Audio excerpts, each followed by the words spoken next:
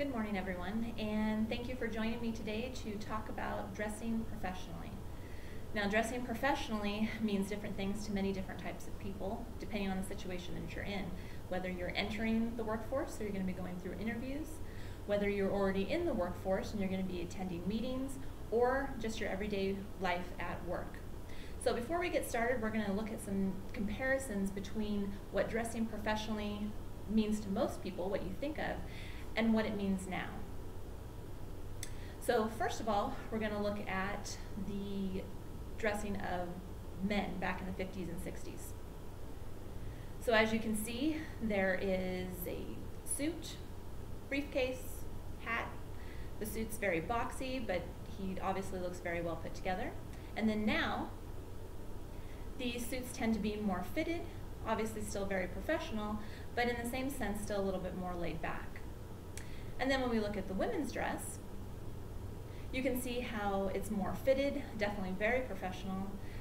Got a hat, everything is very well put together compared to now. It doesn't necessarily mean that you have to wear a dress to be professional. You can be professional wearing a pantsuit. You can wear a suit jacket and a casual top. The hair is obviously more relaxed back compared to what it used to be back in the 50s and 60s. And then the office setting is a little bit different. As you can see, everybody's very professional, everybody's got their pearls on, and compared to now, office settings tend to be a lot more relaxed. You don't normally see people wearing a suit jacket unless you know that they're going to be going to a meeting. Everybody is wearing tucked-in shirts, but they're collared shirts. You see the guys don't even have ties on. So our discussion topics for today are going to be the what. What does dressing professionally mean? And how does it apply into different situations? Why do you want to dress professionally? What does it say about you? And then how some examples of how you can dress professionally, and then of course where, some different options that you may have to not only find some good items to look professional, but to not break the bank. So first of all, what does it mean to dress professionally? Well, to most people, the first thing that comes to mind is clean. Obviously, are your clothes clean? Are they full of spots? Next thing, neat. Does everything, is there buttons missing? Are there strings hanging out? Are there holes in your pants?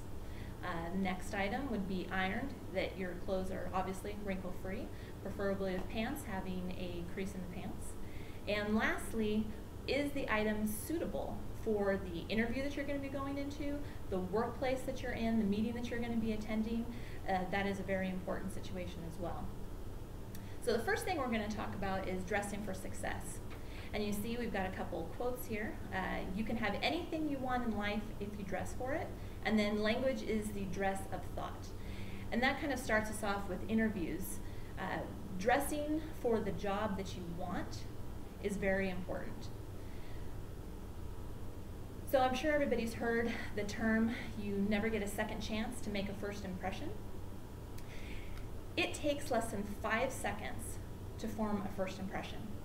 And the impression doesn't necessarily mean from the moment you walk in the interview room or the moment your boss sees you first thing in the morning. It means the minute you enter the building. So whether that is entering a city hall where you're going to be greeted by a receptionist, she forms an opinion of you. Are you somebody that she wants to work with? Then again, when you check in for your interview, the human resources individuals that you'll be checking in with, they're sizing you up and wondering what type of person you're going to be, and they can tell that by the way that you're dressed. Along with when you enter the interview room, they're going to be getting an impression of you just from the moment that you walk in, how you walk in, how you're dressed, how you shake their hand. The average employer makes a hiring decision within the first 90 seconds of the interview. So that means that first question, briefly tell us about yourself. By the time you get to the end of that question, they have already made up their mind of whether or not they think you're the person who's going to be the best for the job. Are they able to see you at the end of that question, sitting in a desk doing that job? So talking about that and impressions, obviously you're being judged. Now, we've all heard the old adage, don't judge a book by its cover. However, if you're in this field, you know you're going into interviews, you know you're going to be judged. You're judged not only by your appearance, but also by your body language, how you talk, how intelligent you are, and what you say. So as you can see, appearance and body language, you're judged 55% of your overall score is appearance and body language. So again, the way that you're dressed and how you hold yourself when you walk in. How you talk is 38%, and what you say is actually only 7%. So if you can think about being in an interview, you're thinking everything that you're being judged on is actually how you're talking and what you're saying, and that's not true. It's actually by your appearance and your body language. They can tell if you're going to be a capable person, if you're going to be intelligent, trustworthy, and responsible, all by the way that you look.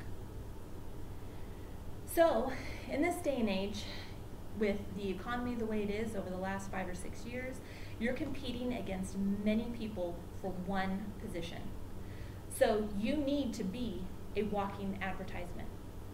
And there's some terms that have been thrown around out there, Me Inc. or the brand called You. Basically, wherever you go and whatever you do, and when you choose your clothing, you are basically branding yourself, and you're telling people with your outfit that you can do the job, that you're going to be successful. So dressing for the job is a way of expressing respect for the situation and the people in it. Now, that's where we get to talk about dressing for the job. You're not going to show up for a maintenance worker position dressed in a 3-piece suit. It's not logical. They're going to be looking at you in a 3-piece suit wondering, is this person going to be able to get down and dirty in a trench? Or is this somebody who is so well put together with a 3-piece suit that they're not going to be the type who's going to want to get in and get dirty and get muddy?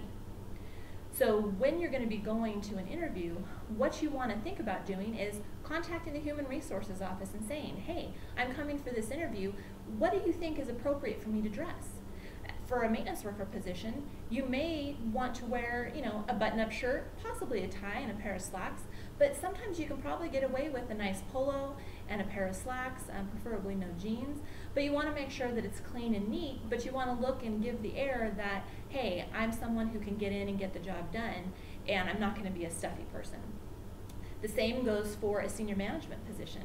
You're not going to come into a senior management position in an interview with a button-up shirt and a tie and a pair of slacks. You're going to need to have a jacket, even if that means when you get ready to do the interview, you take the jacket off, put it on the chair, put it on your lap. But when you walk in that room, you need to have the panel look at you as you could leave that room and go into the job right then. You're not going to have to, they're not going to wonder, gosh, is he going to show up that way on his first day? Is she never going to wear a jacket? Does she not understand that this is an extremely professional position? So you need to be aware of what type of position you're interviewing for so that you can dress appropriately for it. The next thing is smiling and maintaining eye contact. That shows that you're serious about the position. Of course, some people smile because they're nervous, but they understand that when you come into an interview. However, eye contact gives them the ability to know that you understand what you're talking about, you're confident in what you're talking about, and you're serious. You put some time into this interview so that you know that you're going to be successful in the end, and that you're confident in the fact that they're going to give you the job because you have the most experience. In addition, one of the first things you do when you come in, of course, is shake the hands of the panel. That shows that you're confident. You need to pay attention to how you shake people's hands. You've heard the term the limp noodle. Well, nobody wants to shake a hand with somebody who basically doesn't even put in the time to shake their hand back.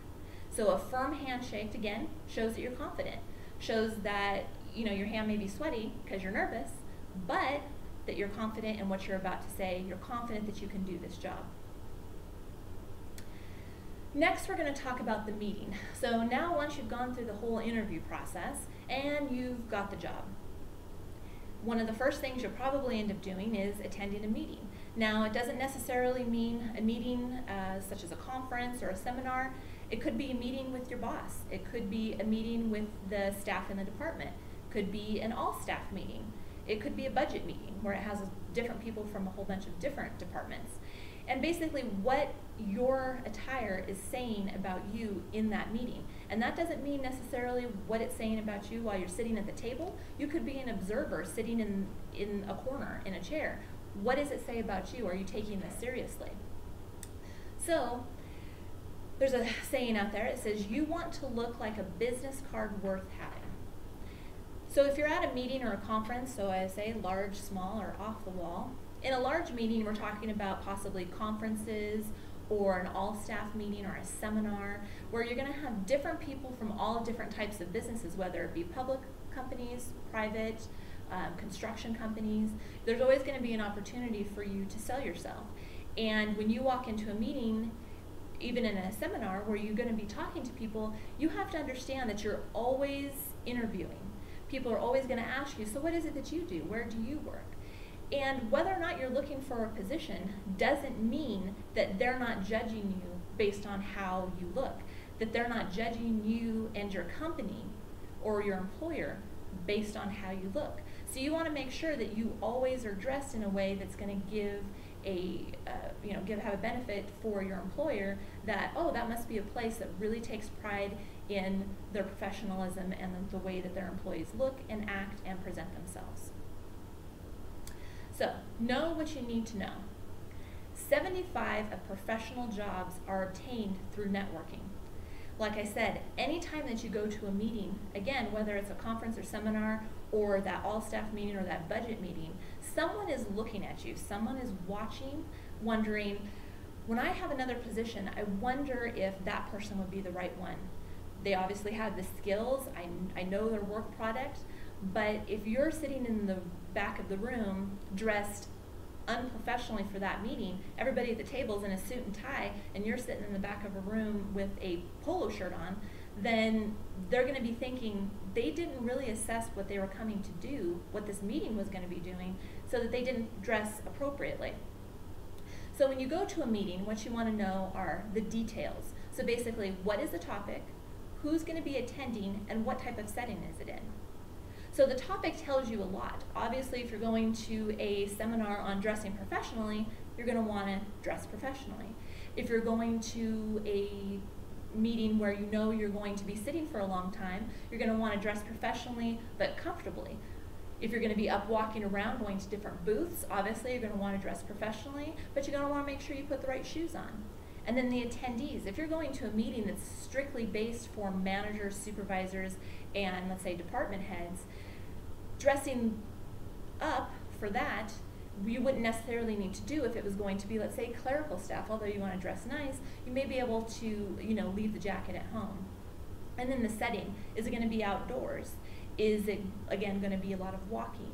Is it going to be in a small room, a large room? That type of setting tells you how to adjust what you're going to choose in the morning and then apply it to the conference that you're going to or the meeting you're going to. Be prepared to speak. So, knowing your audience, those attendees, you will know and you can practice what you may say if they call on you to say something. So I don't know about the rest of you, but I have been in meetings before where I've been sitting in the corner just observing, not thinking that I would ever even have to speak, and all of a sudden my supervisor turns around and looks at me and says, "Oh, hey, Stephanie, can you go ahead and talk about such and such?" If you're not prepared and you didn't do your homework on what the topic of the meeting is, and let's say you're only 2 minutes into the meeting, you're not going to be giving off the image that you're professional, that you even knew what you were coming into. You're going to be unprepared, you're not going to sound very intelligent, and everybody in that room is going to judge you based on that one time, that one impression that you're giving to them. Now, it's said out there that it takes 21 meetings to change a first impression. If you were thinking that there's going to be a job opening coming up, you're not going to have 21 options to change that first impression that that supervisor in that meeting has of you now because you sat in the corner and had no clue of what was going on. So you need to practice some scenarios. I know what the topic is. I know my boss. I know some of the other supervisors that are in there, and this is something that they may ask me. So I want to make sure that I have some stats, I have some information that I've printed out, so at least I can say I understand what the meeting was about, and I can go ahead and give a decent answer. And that's an impression or it reflects back on the supervisor as well. And then you're going to want to have an executive presence, they call it, which is confidence, poise, being able to speak clearly and loudly? What does your body language say? Are you sitting there as an observer, sulking because you wish you were at the table? And then making eye contact. All of those things tell the people in that room that you're worth being there, that they invited you on purpose and you made sure that you're there, being able to show them that this is a place that I would like to be. Next, we're going to talk about TGIF. Casual Friday is ugly in some situations. People think that Casual Friday means I wake up and throw some clothes on and come to work because they feel they can be more productive if they're dressed casually, which is true. I know for me, for instance, when I come to work on Friday, I do dress comfortable because that's the day that I catch up on my filing, I may clean up my office, but you never know who's going to walk in. The best thing to do is to kind of look around your office and see how are your managers and supervisors dressing. Are they dressing down just as basically business casual means dressing down one step from the usual. So you'll see a lot of your supervisors and managers who usually wear a certain suit and tie may wear the same collared shirt just without a tie, but they may still have the jacket, or they'll lose the jacket. They may put on a pair of khakis instead of wearing a pair of dress slacks. 55% of businesses do have an informal or formal casual dress code policy. I think there's a lot more agencies and employers out there that have informal policies. There's actually nothing written that says on Fridays you can dress casual. But the reason that Casual Friday came about was to improve morale, basically during the layoffs of the 80s and 90s. And it's continued because it does improve morale. Like I said, a lot of people look forward to Fridays to catch up, to get those things done that they just can't do when you're wearing a pair of dress slacks or a skirt, a pair of heels. So that's where we've got a lot of, the dark wash jeans. A lot of women's tops now are actually branded for Casual Friday dress. And of course, throwing on a pair of nice flats, as long as everything, again, is clean, neat, ironed, and suitable for your position. Because again, you never know who's going to walk in, or if your manager is going to come up to you and say, hey, we got to go to this impromptu meeting. You need to know that even though I'm dressed in maybe a pair of dark slacks or jeans, at least I look professional. I'm well put together, and I'm presenting myself in the manner that I want to. So just a funny fact, which I didn't realize, is back in 1992, Dockers actually branded the Casual Friday concept. When they started really advertising their Dockers khakis, they basically branded it so that people knew that they could wear those type of khakis with a button-up shirt or a polo and still look professional. So here's some ideas that you may take home with you that show some professional dress in different situations. So in the top left-hand corner there, you see that we've got a lot of people in business suits, one lady in slacks, couple in skirts, but you see they're all very dark suits, ties, obviously looks like they're going to possibly an interview or a meeting. Again, same in the bottom left-hand corner there. It's still a suit, it's still well put together, but as you see, the lady is wearing a button-up jacket. It's not necessarily an open jacket. Then you've got to the right, bottom right-hand corner there, the gentleman has on a suit. He's not wearing a tie. And the woman has on a skirt and a sweater. So obviously it looks professional, but still maybe a little bit more comfortable and not quite as stuffy as what a suit would look like. Then you've got in your top right corner there some ideas for casual dress. Although the gentlemen are wearing ties, again, remember, Casual Friday means a step down from the usual. So maybe those gentlemen actually wear jackets and not necessarily, so when they dress for Casual Friday, they just take off the jacket. But you see the women are obviously a little bit more laid back in their dress. And then in the corner there, you see those khakis are probably Dockers, and they're wearing polo shirts, 2 short sleeve polo shirts and a long sleeve polo shirt. Still look professional, still look like they could go into a meeting and present themselves well, but yet they're also still very laid back. And then the next slide shows basically, I couldn't do a slide on professional dress without having a don'ts page. So you see we've got from the very casual to the very bright. The very casual with jeans and a checkered top and then you've got the different patterns going on. When you're thinking about interviews, you're thinking about meetings, you're thinking about Casual Friday, you don't want to draw all the attention to what you're wearing. You want to draw it to what you're saying. Because as you saw on that previous slide, 55% goes to appearance and only 7% is going to what you say. So how can you change that? Well, you want your outfit to be a little bit more basic so that your words are standing out. Now we're going to talk about professional dress as it relates to professional growth. 93% of executives believe that employees' style of dress at work influences his or her promotion chances. That means that every day when you come to work, you're being judged on whether or not that supervisor thinks that you can move to the next level. So again, as I mentioned before, you want to dress for the job that you want, not the job that you have. So if you think you're a clerical individual and that is your types of duties, so you're going to be attending a lot of meetings, making copies, moving things, taking things, delivering them to different departments. You also want to look at the fact of what is it that you look forward to in your success at your current employer. Where are you going to grow? Do you want to be an analyst? Do you want to be a supervisor? Do you want to be a department head? You need to think about those things when you're getting dressed in the morning, because when you walk in the door, your boss is thinking, well, if this is how they dress every day, I don't really think they're going to fit into that manager position. So appearance and success. The first step to looking like a leader is the first step to becoming one. So again, looking like that position that you want. You want to be a department head and you're the receptionist? Well, you need to dress for that department head position so that they know that you can move into that position with no problems. Good appearance makes you feel great about yourself. It shows that you have self-confidence, and it does change your attitudes toward life. I don't know about you, but there are some mornings I get up, I not only didn't want to get out of bed, but I didn't want to go to work that morning. However, I go into my closet and I look at my clothes and I wonder, what am I going to wear? And most of the time you put on that one outfit that makes you feel good. So for ladies, it makes you feel thin.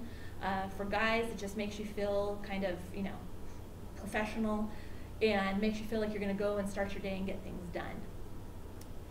83.4% of professionals believe that there's a direct correlation between appearance and success.